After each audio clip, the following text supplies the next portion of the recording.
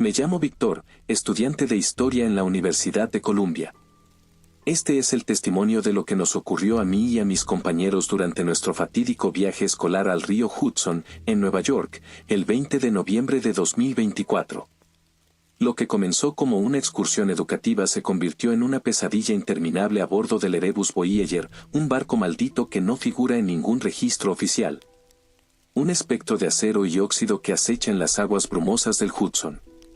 Si alguna vez te encuentras cerca de este río, especialmente en una noche fría y neblinosa, nunca subas al Erebus Voyager. Este relato no es solo una advertencia, sino un grito desesperado para que nadie más caiga en la trampa que nos condenó. El Erebus Voyager es una reliquia del pasado, un crucero de vapor que parece arrancado de una era olvidada. Su estructura de acero está cubierta de óxido, con pintura descascarada que revela manchas rojizas que, bajo la luz adecuada, parecen sangre seca coagulándose en el casco. En letras desgastadas, apenas legibles, se lee su nombre, Erebus Voyager, como un susurro de algo antiguo y maligno.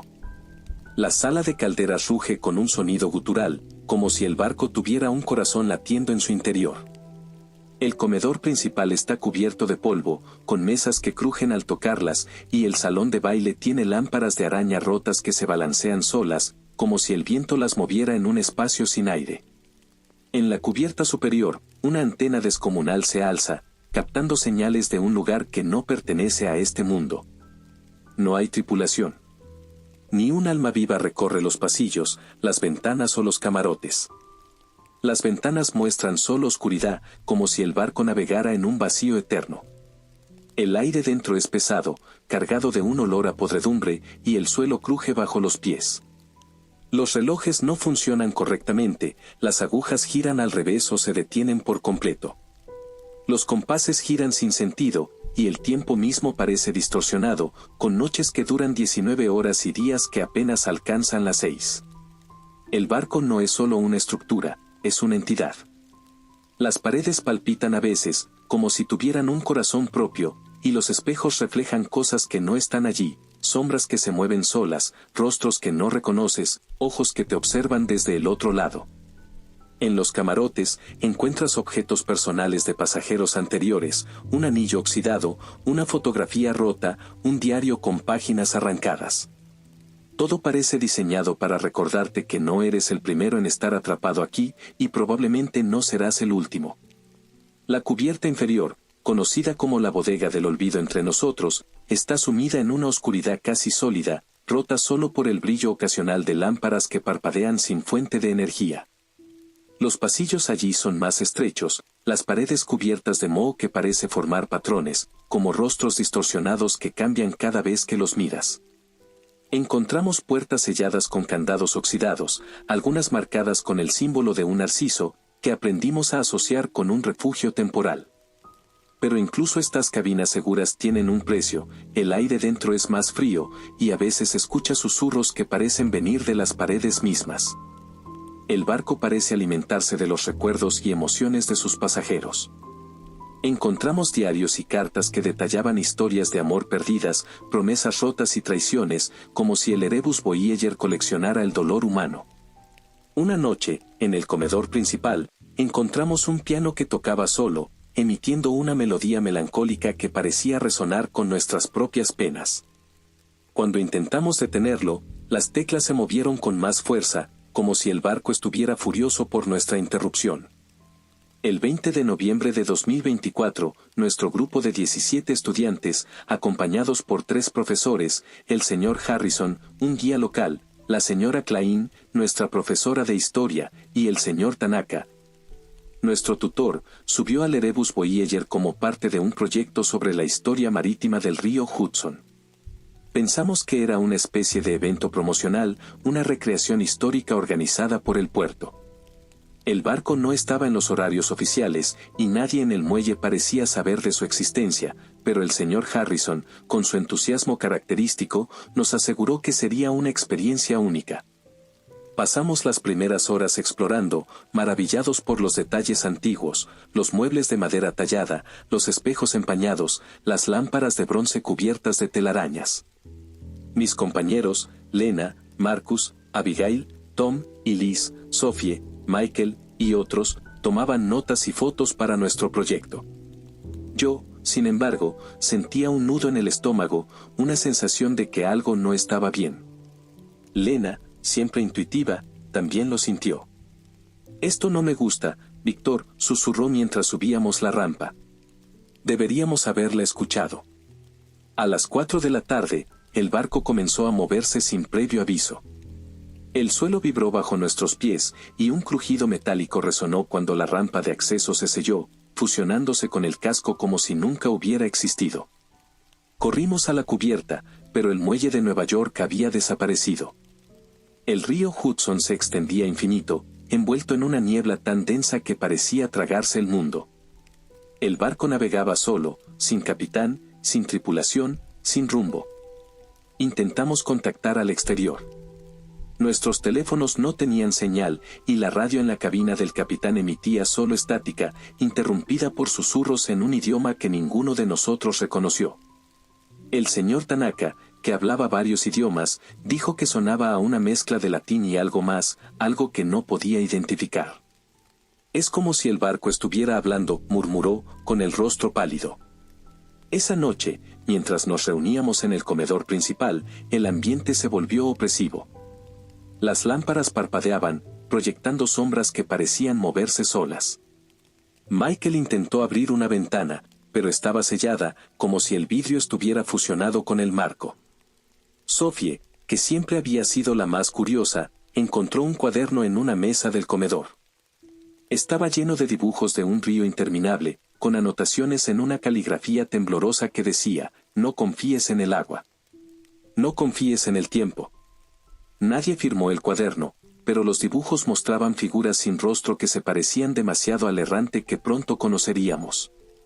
Esa primera noche, intentamos mantenernos juntos en el comedor principal, buscando respuestas. El señor Harrison propuso explorar el barco en grupos pequeños para encontrar una salida o al menos entender dónde estábamos.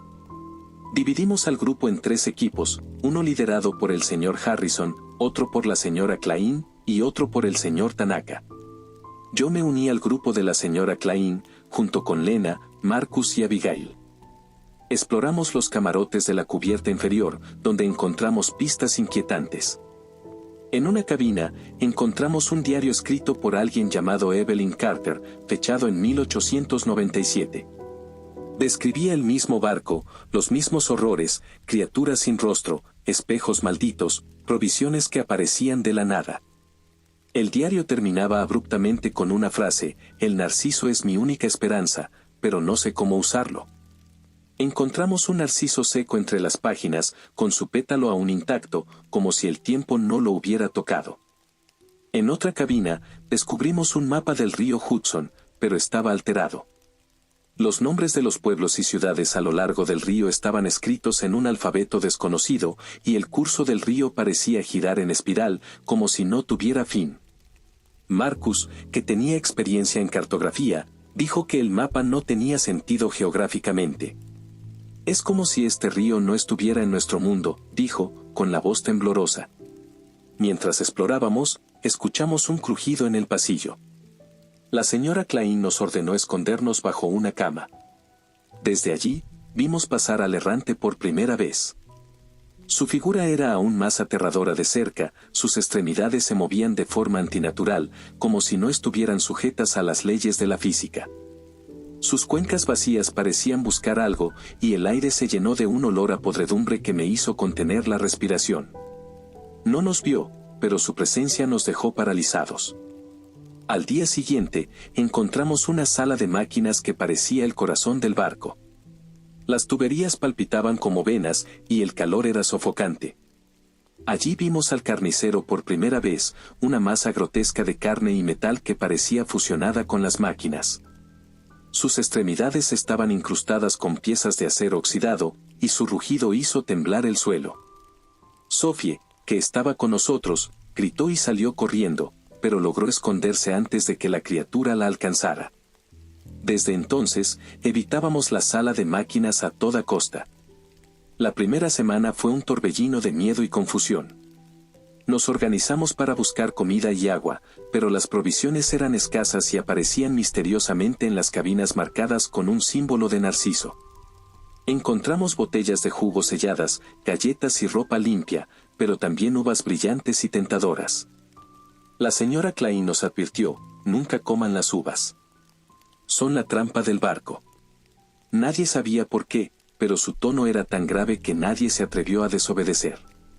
El señor Tanaka nos organizó en turnos para vigilar las puertas y los pasillos, asegurándose de que nadie estuviera solo.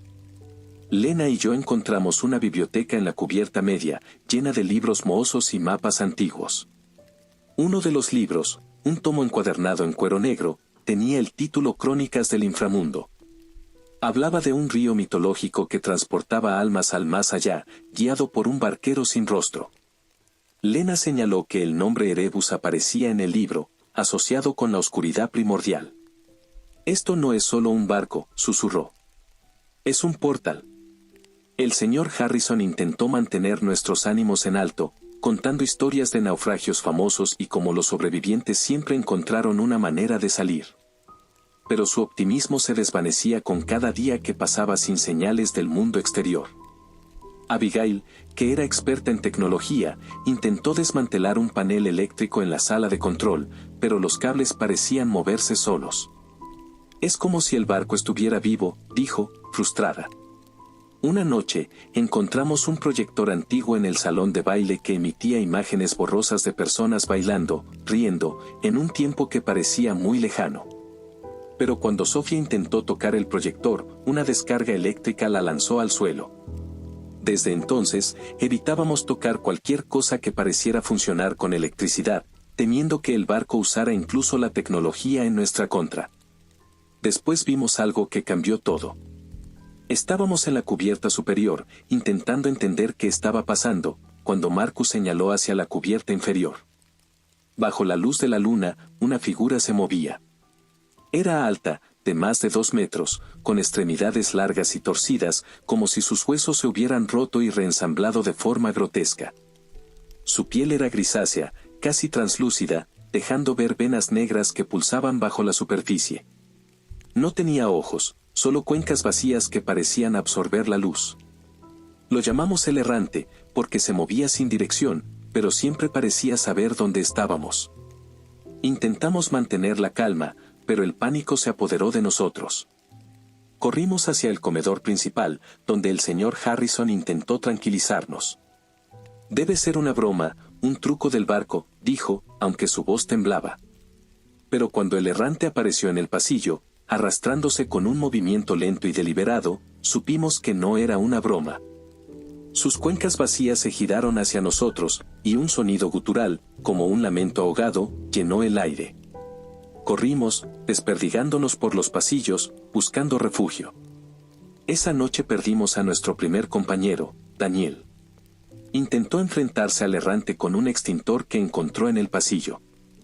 Lo último que vimos fue al errante levantándolo como si no pesara nada, con sus cuencas vacías fijas en él mientras desaparecía en la niebla de la cubierta inferior. Encontramos su mochila al día siguiente, manchada de sangre, pero de Daniel no había rastro. La segunda semana marcó un punto de no retorno. La pérdida de Daniel nos había golpeado fuerte, y el miedo comenzó a fracturar nuestro grupo. Algunos, como Tom, insistían en que debíamos seguir explorando para encontrar una salida, mientras que otros, como Elise, querían quedarse en el comedor principal, donde al menos nos sentíamos protegidos por los números. La señora Klein intentó mediar, pero incluso ella parecía afectada por el ambiente opresivo del barco. Durante una exploración en la cubierta media, encontramos un camarote sellado con cadenas oxidadas. Abigail, con su destreza técnica, logró forzar la cerradura con una barra de metal que encontramos en el pasillo. Dentro, encontramos una caja fuerte antigua, cubierta de polvo y grabada con el mismo símbolo de narciso que marcaba las cabinas seguras. Dentro de la caja, había un solo objeto, un colgante de plata con la forma de una serpiente enroscada alrededor de un narciso. Lena, que había estado estudiando los símbolos del barco, dijo que el narciso y la serpiente eran un símbolo alquímico de transformación y renacimiento. Tal vez esto sea una clave, sugirió, aunque ninguno de nosotros sabía para qué. Esa misma noche, mientras intentábamos descansar en el comedor principal, escuchamos un canto suave, casi hipnótico, que venía de los pasillos. Era una melodía en un idioma desconocido, pero evocaba una tristeza profunda, como si alguien llorara por una pérdida irreparable. Sophie, siempre curiosa, quiso seguir el sonido, pero la señora Klein la detuvo. Más tarde, encontramos un gramófono antiguo en una esquina del comedor, girando sin fuente de energía, emitiendo el mismo canto que habíamos escuchado. Cuando intentamos detenerlo, el disco se rompió en pedazos que se desvanecieron en el aire, como si nunca hubieran existido.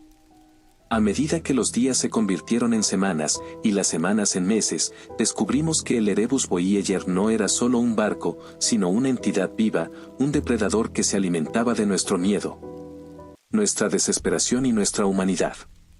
Los seres que habitan aquí no son humanos, aunque algunos lo fueron alguna vez. Los clasificamos en 3 tipos. Los acechantes. Criaturas nativas del barco, como el errante. Cazan por placer, movidos por una maldad pura. Sus métodos son brutales, y su presencia es un recordatorio constante de que no hay escapatoria. Otra de estas criaturas es el carnicero, una masa de carne y metal que habita en la sala de máquinas. Sus extremidades están fusionadas con piezas de acero oxidado, y su rugido hace temblar las paredes. Otro acechante, al que llamamos la Dama de los Espejos, apareció en nuestra tercera semana. Era una figura femenina envuelta en un vestido hecho de fragmentos de vidrio roto. Sus movimientos eran lentos, casi elegantes, pero su rostro era un mosaico de espejos rotos que reflejaban imágenes distorsionadas de nosotros mismos. Lena la vio por primera vez en el salón de baile, y desde entonces evitábamos ese lugar a toda costa. Los perdidos. Aquellos que mueren a bordo y regresan como sombras de lo que fueron. El señor Harrison se convirtió en uno de ellos tras enfrentarse al carnicero en la sala de máquinas. Ahora vaga por los pasillos, con la piel colgando en jirones, los ojos hundidos y un lamento constante que resuena como un eco. A veces, parece reconocernos, pero su humanidad se ha desvanecido. Otros perdidos incluyen a Daniel, cuya voz escuchamos a veces en los espejos, suplicando ayuda. Los corruptos. Los que pierden la voluntad de luchar y se entregan al barco. Se fusionan con él, convirtiéndose en parte de su estructura. Y Liz, una de nuestras compañeras, se convirtió en una corrupta. Su cuerpo fue absorbido por una pared del comedor, con su rostro aún visible en la madera podrida, y ojos que parpadean y una sonrisa grotesca que parece burlarse de nosotros. Antes de perderse, Liz había estado obsesionada con los espejos, mirando su reflejo durante horas. Creemos que eso la debilitó, permitiendo que el barco la reclamara. Han pasado 8 meses desde que subimos al Erebus Voyager. De los 17 estudiantes, solo quedamos 5, Lena, Marcus, Abigail, Tom y yo. Los demás están muertos o convertidos en algo peor. La señora Klein fue arrastrada por el errante en nuestra segunda semana. Intentó protegernos, enfrentándose a la criatura con una barra de metal que encontró en el comedor. Su valentía no fue suficiente, escuchamos sus gritos durante horas, resonando por los pasillos. El señor Tanaka asumió el liderazgo después de eso, organizándonos para buscar comida, refugio y respuestas. Pero en nuestra tercera semana, bajó a la sala de máquinas con la esperanza de detener el barco. Nunca regresó. Lo encontramos días después, o lo que quedaba de él, su cuerpo estaba incrustado en las tuberías, con sus extremidades retorcidas y fusionadas con el metal. Su voz aún resuena en el vapor que escapa de las calderas, un lamento que nos persigue en las noches. El señor Harrison fue el siguiente.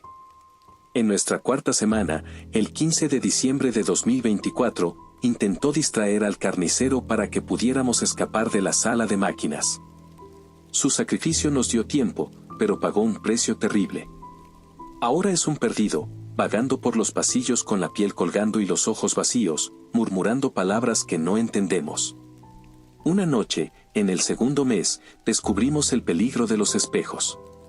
Sophie, desesperada por encontrar respuestas, miró fijamente un espejo en el salón de baile. De repente, gritó y cayó al suelo, con los ojos en blanco. Cuando volvió en sí, dijo que había visto su propia muerte, repetida una y otra vez, en un bucle interminable. Desde entonces, evitábamos los espejos a toda costa, cubriéndolos con sábanas o rompiéndolos cuando podíamos. Pero los fragmentos rotos parecían moverse solos, formando patrones extraños en el suelo, como si el barco estuviera reconstruyéndose. Nuestro mejor nadador intentó escapar nadando por el río Hudson. Lo vimos saltar por la borda, lleno de esperanza, pero nunca emergió. Días después, lo encontramos en la piscina del barco, transformado en un perdido. Su piel estaba hinchada, con branquias palpitantes en su cuello, y sus ojos eran blancos como los de un pez muerto. La piscina estaba llena de un líquido negro y viscoso que olía a muerte. Desde entonces, nadie más intentó escapar por el agua.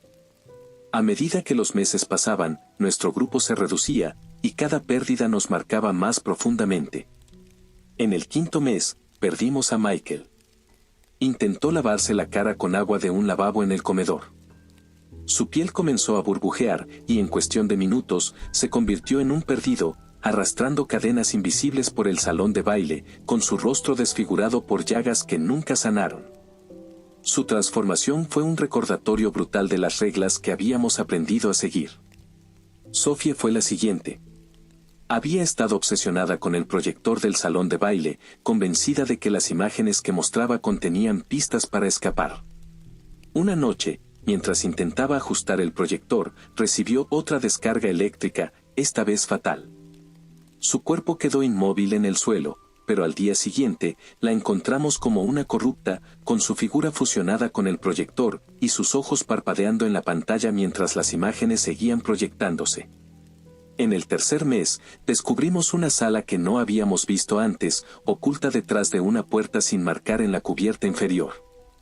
La llamamos la sala de los susurros, porque el aire estaba lleno de voces que parecían hablar directamente a nuestras mentes. Las paredes estaban cubiertas de inscripciones talladas, frases en latín y símbolos que parecían moverse cuando no los mirabas directamente. Lena, que había estudiado latín en la universidad, tradujo algunas de las frases: el río no termina, el barquero siempre cobra y el narciso guarda el secreto. No sabíamos qué significaban, pero la sala nos llenó de un terror que no podíamos explicar. Dentro de la sala, encontramos un pedestal con un solo objeto, una rosa negra, perfectamente conservada, como si acabara de ser cortada. Cuando Tom intentó tocarla, la sala se llenó de un zumbido ensordecedor y las luces parpadearon violentamente. Corrimos hacia la salida, pero la puerta se cerró de golpe, atrapándonos dentro durante horas. Finalmente, la puerta se abrió sola, pero la rosa había desaparecido, y desde entonces, sentimos que el barco nos vigilaba más de cerca. En el 4.º mes, cansados de vivir con miedo, decidimos intentar tomar el control del barco. Abigail, con su conocimiento de ingeniería, propuso sabotear la sala de máquinas para detener el Erebus Voyager. Formamos un plan: un grupo distraería al carnicero mientras otro intentaba desactivar las calderas. El señor Tanaka lideró el grupo de distracción, mientras que Abigail, Marcus y yo nos dirigimos a las calderas. El plan fracasó casi de inmediato. El carnicero era más rápido y astuto de lo que esperábamos, y el señor Tanaka fue atrapado antes de que pudiéramos llegar a las calderas. Escuchamos sus gritos mientras el carnicero lo arrastraba hacia las profundidades de la sala de máquinas. Abigail logró desactivar una válvula, pero el barco respondió con un rugido ensordecedor, y las tuberías comenzaron a gotear un líquido negro que quemaba al tocarlo. Escapamos por poco, pero la experiencia nos dejó marcados. Desde entonces, nadie volvió a sugerir sabotear el barco. El 25 de diciembre de 2024, el día de Navidad, fue cuando casi muero. Estaba explorando la cubierta superior, buscando provisiones, cuando el errante me encontró. Sus cuencas vacías se fijaron en mí, y un olor a podredumbre llenó el aire. Corrí, pero el barco parecía conspirar contra mí, las puertas se cerraban solas, los pasillos se alargaban. Finalmente, me acorraló en un rincón. Sentí su aliento frío en mi rostro, un hedor a carne podrida y sal. Cerré los ojos, esperando el final, pero algo lo distrajo. Un ruido en la distancia, quizás otro pasajero, lo hizo girar y desaparecer en la oscuridad. No sé por qué me dejó vivir. Tal vez el barco quería que sufriera más, que viera morir a mis amigos uno por uno. Desde entonces, me he escondido en la cabina 7, la única marcada con un símbolo de narciso en esta cubierta. Las cabinas marcadas son seguras, al menos en teoría. Tuve otro encuentro cercano con la Dama de los Espejos. Estaba explorando la biblioteca, buscando más pistas en los libros, cuando sentí un frío repentino. Los espejos en la sala comenzaron a vibrar, y su figura apareció, con su vestido de vidrio reflejando mi rostro distorsionado. Corrí hacia una cabina marcada, pero los fragmentos de vidrio me siguieron, cortando el aire a mi alrededor. Logré esconderme justo a tiempo, pero desde entonces, los espejos me aterrorizan más que nunca. Tras meses de horror, compilamos una lista de reglas para sobrevivir en el Erebus Voyager. No garantizan la salvación, pero podrían darte una oportunidad. Escucha con atención. Evita las noches brumosas, de 6 de la tarde a 4 de la mañana, los acechantes recorren los pasillos. Escóndete en una cabina marcada con un símbolo de narciso. Los perdidos están atados a un lugar, pero los corruptos pueden aparecer en cualquier momento. Ten cuidado con el errante, no ve, pero oye todo. No toques el agua del barco, el agua en las fuentes, los lavabos o la piscina está maldita. Beberla o tocarla te transformará. Come solo lo que encuentres en las cabinas marcadas, las cabinas con narcisos tienen provisiones seguras. Pero nunca comas las uvas que aparecen junto a ellas. Mantén tu mente fuerte, el barco se alimenta de tu desesperación. Si dejas que el miedo o la tristeza te consuman, te convertirás en un corrupto. Canta, escribe, haz lo que sea para mantenerte cuerdo. Sophie se rindió el 10 de enero de 2025 y ahora su voz resuena en los espejos, suplicando que la liberemos. No mires los espejos por mucho tiempo, los espejos muestran rostros que no son los tuyos. Si los miras demasiado, te atraparán en un sueño donde vivirás las muertes de otros pasajeros, una y otra vez. Huye del errante si escuchas un crujido. Sus crujidos son una advertencia. Si lo escuchas, corre a una cabina y cierra la puerta. No hagas ruido. Abigail aprendió esto por las malas, el errante la persiguió durante horas antes de que lograra esconderse. No bajes a la sala de máquinas, allí habita el carnicero, una masa de carne y metal que devora todo lo que encuentra. El tiempo no es confiable, los días duran 28 horas, con noches que parecen eternas. No confíes en los relojes, se detienen o giran al revés. Usa el ciclo de las provisiones en las cabinas para contar los días. El sol es abrasador durante el día, quédate en la sombra o te quemarás vivo. Ignora los susurros, a veces, escucharás voces que parecen ser de tus seres queridos. No las sigas. Son trampas del barco para atraerte a los acechantes. Lena casi muere siguiendo la voz de su hermano, que murió en la primera semana. No intentes escapar por el agua, el río Hudson no es un río normal. Saltar por la borda no te llevará a la libertad. En nuestra desesperación por entender el Erebus Voyager, encontramos pistas que podrían ser la clave para sobrevivir o escapar, aunque no estamos seguros. En la cabina del capitán, hallamos un cuaderno con el nombre Hades escrito en la portada. Dentro, había una frase repetida en tinta negra: el río lleva a los condenados. No sabemos qué significa, pero Lena cree que está relacionado con los símbolos de narciso que marcan las cabinas seguras.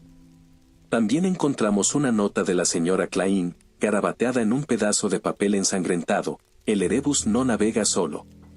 Algo lo guía. Otra pista inquietante fue un mensaje grabado en la madera de una puerta: el narciso es la llave, pero la puerta está cerrada para siempre. No sabemos si se refiere a las cabinas marcadas o a algo más profundo. Marcus encontró un sombrero de capitán con la palabra Caronte bordada en el interior. ¿Es el nombre del capitán? ¿O una referencia a algo más siniestro? No lo sabemos, pero cada pista parece apuntar a un propósito mayor, como si el barco estuviera diseñado para atraparnos en un ciclo eterno de sufrimiento.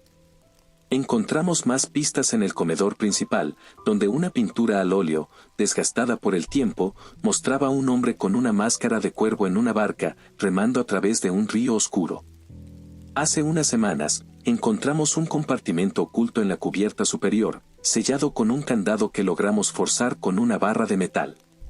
Dentro había un cofre lleno de objetos extraños, una brújula que giraba sin parar, un reloj de bolsillo detenido en las 3:33 y un frasco con un líquido negro que parecía moverse solo. También había un pergamino con una lista de nombres, todos tachados excepto uno, Víctor. Ver mi nombre allí me heló la sangre. ¿Era una lista de víctimas? ¿O algo más? En el 7º mes, mientras explorábamos una sección olvidada de la cubierta inferior, encontramos un relicario escondido dentro de una grieta en la pared. Era de plata, con un narciso grabado en la tapa, y dentro había una fotografía de una mujer joven con ojos tristes. En la parte trasera de la foto, había una inscripción, Margaret, 1876. Que el narciso te guíe. No sabíamos quién era Margaret, pero el relicario parecía emanar una energía extraña.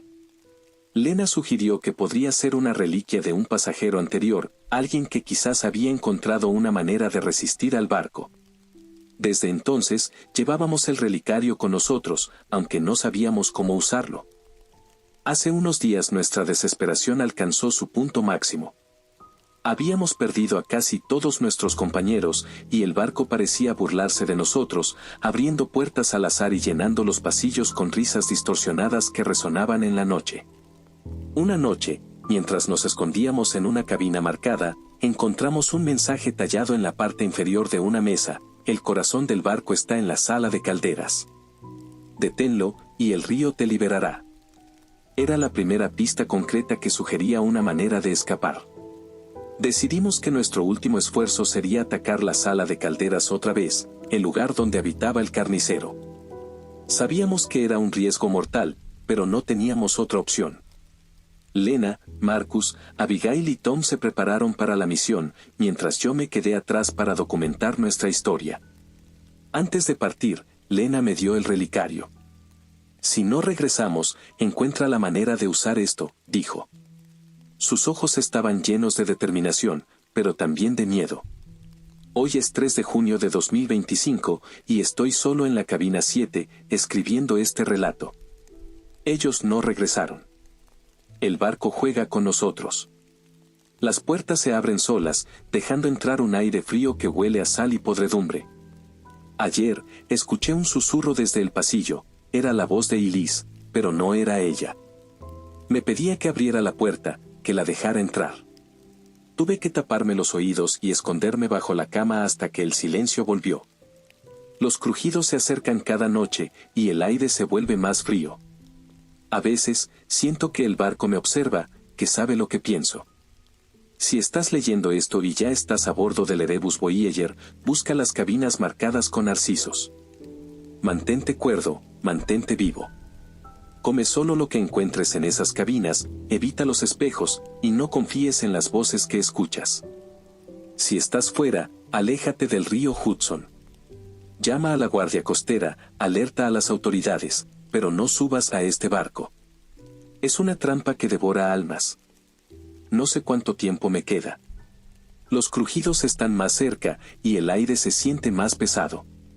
Espero que este mensaje llegue a alguien, que sirva de advertencia. No quiero que nuestra historia se pierda en el olvido. No quiero que el Erebus Voyager siga reclamando víctimas.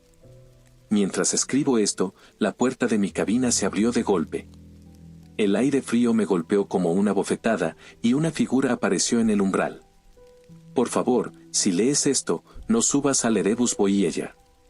Y si ya estás aquí, que estas palabras te den la fuerza para seguir luchando. Espero que tú puedas escapar de esta pesadilla.